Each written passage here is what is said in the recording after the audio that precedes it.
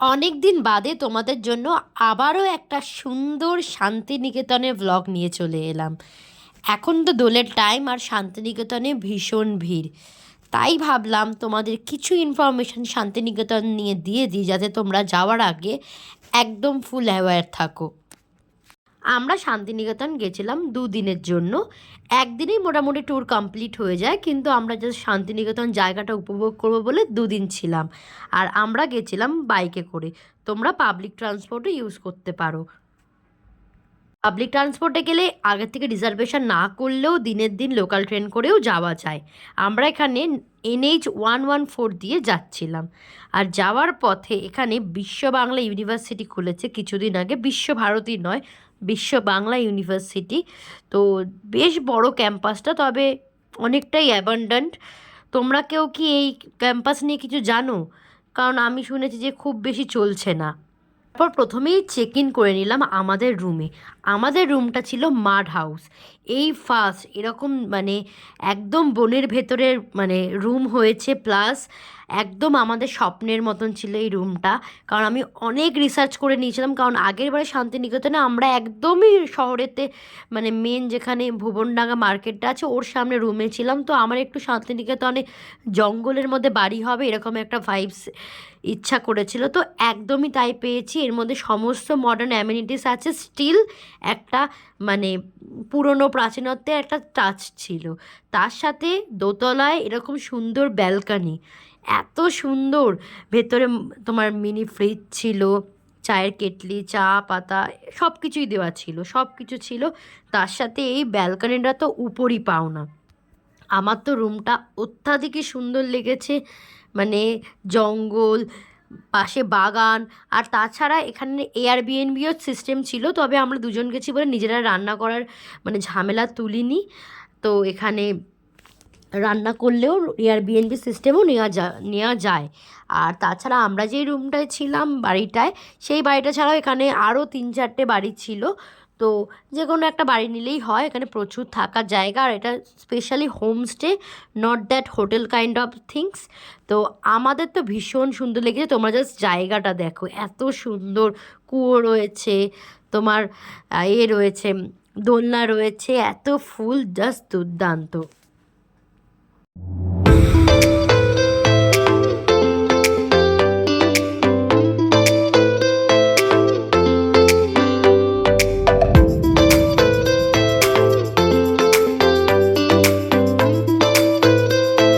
হোটেলে check in করার পর ফ্রেশ হয়ে পেয়ে গেছিলো প্রচণ্ড জোর খিদে।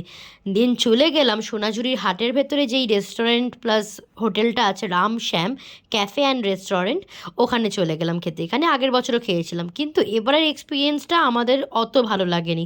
প্রথমত আমরা ভেজ থালি নিয়েছিলাম। ভেজ থালি ওয়াজ কি বলবো, একদমই মোটামুটি খেতে ছিল। এখন যেহেতু নাম বেশি হয়ে গেছে, খাবারের টেস্ট কমে গেছে, যেটা হয় সবসময় সব জায়গায়। দেন চিংড়ি মাছের মালাইকারিটা একদমই অ্যাভারেজ খেতে, গ্রেভিটা একদমই ভালো না। মাটনও নর্মাল খেতে ছিল, খুব ভালো যে এমন নয়। তবে দাম ছিল অত্যাধিক এক্সপেন্সিভ। এই দামে এই খাবার মানা যায় না। দেন শান্তিনিকেতনে যেটা মেন আকর্ষণ, এই ফুল গাছ, ওফ কি দুর্দান্ত লাগছিল। যেহেতু আমরা বাইক নিয়ে গিয়েছিলাম, তো আমরা একটু শান্তিনিকেতনের যেগুলো কমন জায়গা, বিশ্বভারতী, আরও বিভিন্ন যে মানে দর্শনীয় স্থান আছে, সেগুলো অ্যাভয়েড করে আমরা একটু অন্যদিকে বাইকটা নিয়ে গেছিলাম। তো এখানে দেখছিলাম যে একটা প্রজেক্ট চলছে, যেখানে এরকম একতলা করে বাড়ি কেনা যায়। এই জায়গাটা আমার এতটা সুন্দর লেগেছে, ভাবলাম যে ভিডিও করে তোমাদেরকেও দেখাই যে জায়গাটা কতটা সুন্দর। দেন এই জায়গাটা ঘুরে এসে দেন আমরা চলে গেলাম সোনাঝুরির হাটে। তখন সবে হাট বসছে, প্রায় তখন 2:30-3টে বাজে। সোনাঝুরির হাটে তো বেশ প্রচুর জিনিসপত্র রয়েছে। তো অনেক কিছু সব দেখেই মনে হচ্ছে কিনে নিই। কিন্তু একটা জিনিস তোমাদের বলে রাখি, যারা খুব ভালো দরদাম করতে পারো তারাই এখান দিয়ে কিনো। কারণ আমার দরদাম করার সেই ট্যালেন্টটা নেই, তাই আমি ঠকে যাওয়া বলে কিনিনি। কারণ আগের বছরে আমি কিনেছিলাম, ঠকে গেছিলাম, কারণ কোয়ালিটি এতটা খারাপ। প্লাস তোমরা যখন জিনিসপত্রগুলো কিনবে, একটু কোয়ালিটির দিকে ধ্যান রেখো। কারণ আমি আগেরবার একটা শাড়ি কিনেছিলাম, সেটা একবার ওয়াশে করার পর সেটা আর পরার মতো নেই। তাই একটু বুঝে শুনে তোমরা জিনিসপত্র কিনো। আদারওয়াইজ এখানে হার কানের সব কিছুর দামই কিন্তু বেশি চাইছে। মানে এগুলো আমাদের ওখানে মেলাতেও পাওয়া যায় 30 টাকা করে, সেখানে এই জিনিস 50-60 টাকা করে চাইছে। তো বলবো সব কিছু বুদ্ধি দিয়ে বিবেচনা করে কিনবে।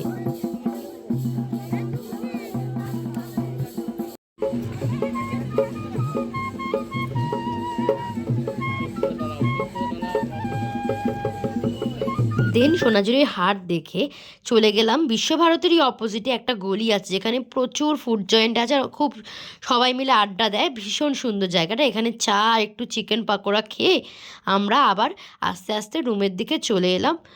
তারপর আস্তে আস্তে রাত্রে ডিনারটা সারলাম, যেহেতু এখানে এখন জোম্যাটো সুইগি সব কিছুই অ্যাভেলেবেল। তো এখান থেকে আমরা ডমিনোস থেকে একটা পিৎজা নিয়েছিলাম। তো ওই পিৎজা দিয়েই আমরা ডিনারটা কমপ্লিট করলাম।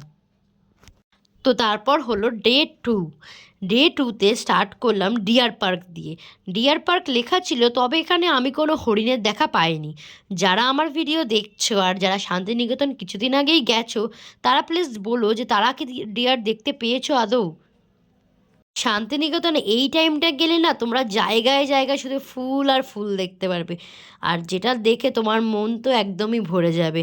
আমার তো এগুলো দেখেও স্বাদ মিটছে না, এতটা সুন্দর ফুলগুলো।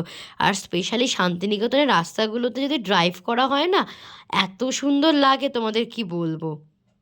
আমি জাস্ট কিছুটা রাস্তার ক্লিপ দিলাম, এত সুন্দর। আর কিছুটা বিশ্বভারতীর ভেতরেও একটা রাস্তা আছে, তোমরা জাস্ট এনজয় করো।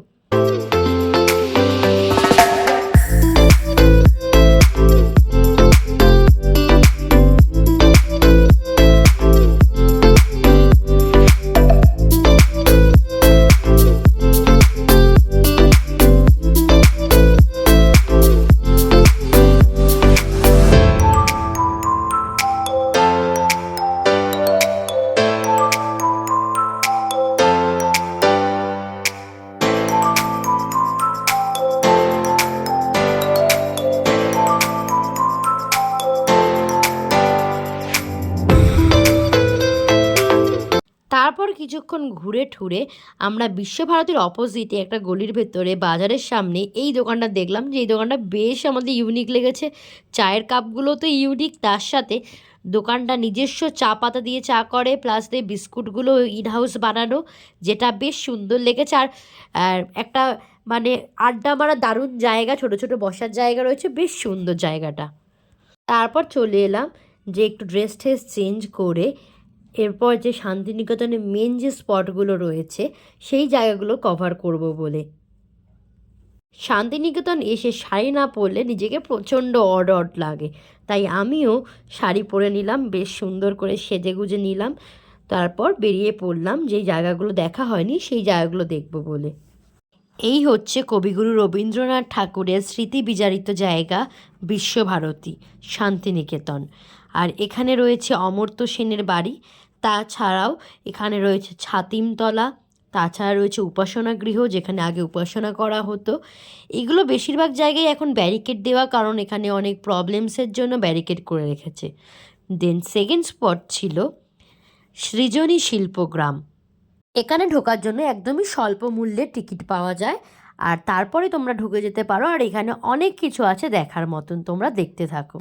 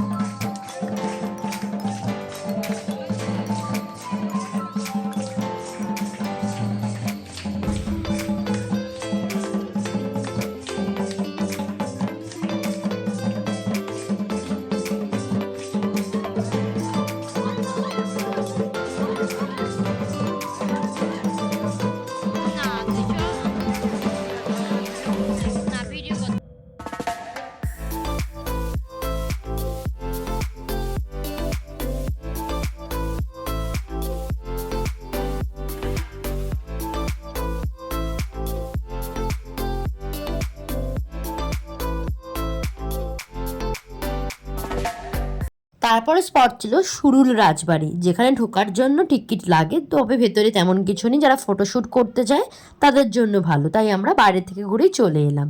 দেন আমরা পরবর্তী স্পট যাচ্ছিলাম লাঞ্চ করার জন্য, যেখানে খুবই ভালো লাঞ্চ পাওয়া যায়। আমার কুটি হেসেল ঘর, এখানে আরও পাশাপাশি বনবিথি, দুই কন্যা, আরও অনেক জায়গায় আছে, সেখানে মোটামুটি সব জায়গায় এখানে একই রকম খাবারই পাওয়া যায়। তো এখানে দুটো ভেজ থালি নিয়েছিলাম, তার সাথে মাটন আর চিকেন নিয়েছিলাম। শুধু তাই নয়, এদের আবার নিজস্ব ঘি, বড়ি, আরও অনেক কিছু তৈরি হয়। আর স্পেশালি এখানে ঘি দিয়ে ভাত খেতে যা লাগছিল না, মানে অমৃত। মানে শান্তিনিকেতন এলে এরম একটা ভেজ থালি খাওয়া মাস্ট, যেখানে প্রথমেই তোমাকে পাতে দেবে ঘি আর তার সাথে শাক ভাজা, আর সেটা খেতে অপূর্ব লাগে। আর এখানে এতগুলো আইটেম ছিল, তোমরা একবার দেখে নাও। তো অনেক কিছু ছিল, আর তার সাথে আমি নিয়েছিলাম চিকেন আর ও নিয়েছিল মাটন। তো খুব সুন্দর খেতে ছিল, মাটনও যেমন খেতে ছিল, চিকেনও তেমন খেতে ছিল, দুর্দান্ত। আমার কুঠি হেসেল ঘরে আবার নিজস্ব ওয়ার্কশপ আছে। দেন তোমাদের এখানে কারখানা রয়েছে, যেখানে এখানে মেকানিকরা নিজস্ব মেশিন দিয়ে লেদারের ব্যাগ, জুতো, আরও বিভিন্ন হ্যান্ডিক্রাফটস বানায়। তো আমাদের বললো যে ওদের আরেকটু দূরেই ওয়ার্কশপ আছে, তো সেখানে একবার ঘুরে আসতে। তো আমরা আরেকটু কিছুটা দূরে, 2 মিনিট দূরে গেলাম ওদেরই ওয়ার্কশপে, যেটা সোনাঝুরি হাটের থেকেও বেশি সুন্দর। সোনাঝুরি হাটে তো বেশিরভাগই সব মানে কোয়ালিটি খুব খারাপ, এখানে কোয়ালিটি টপ নচ, মানে যেমন জামা কাপড় তেমন ঘর সাজানোর জিনিস। এখানে আমি বেশ অনেক কিছুই কিনেছিলাম।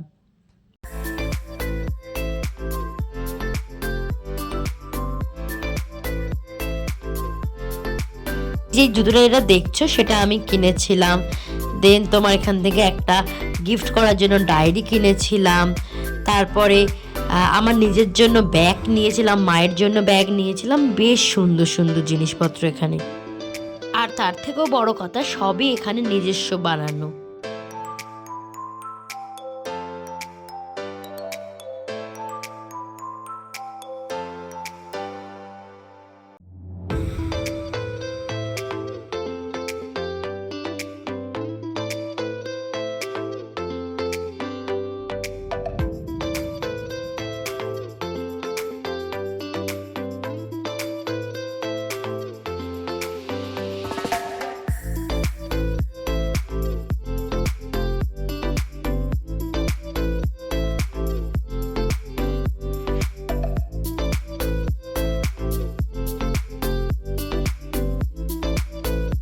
ভিডিওটা কোনো রকমের ক্রপ না করে তোমাদের দেখাচ্ছি, যাতে তোমরা একদমই র ফুটেজগুলো দেখতে পারো যে এক্স্যাক্টলি এখানে কী কী পাওয়া যায়, কীরকম কী সব কিছু।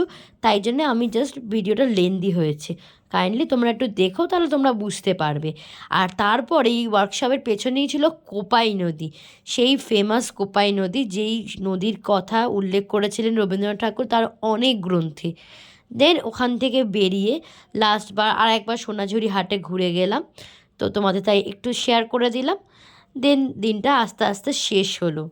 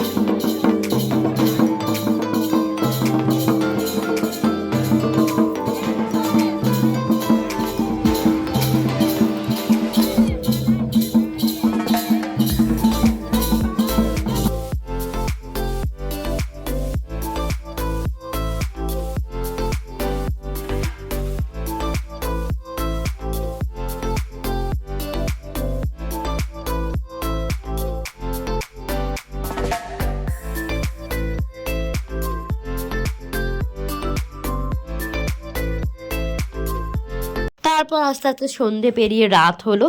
তো ইউটিউবে এই কৃষ্ণাদির ঘরোয়া খাবারের অনেক ভিডিও দেখেছিলাম, তাই এখান থেকে খাবার নিয়েছিলাম, কিন্তু খাবার অ্যাভারেজ ছিল, খুবই ভালো ছিল না। দেন পরের দিন সকাল হয়ে গেল, দুদিন কেটে গেল, আমাদেরও উইকেন্ড শেষ, একটা সুন্দর ভালো উইকেন্ড কাটলো। আর তার সঙ্গে শান্তিনিকেতনের মতন এত সুন্দর জায়গায় যদি উইকেন্ড কাটাতে পারে তার থেকে আনন্দের কিছু হয় না।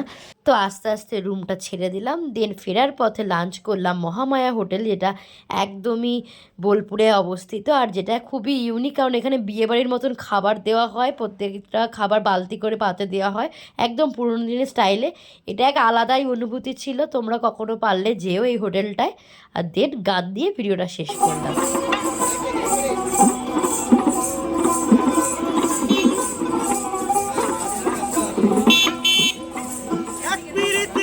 শ্মশানবাসী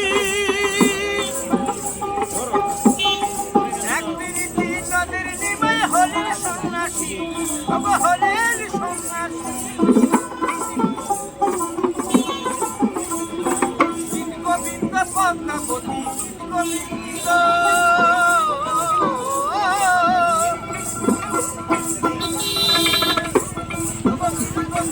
পদ্মাবতী এরাই কে বলে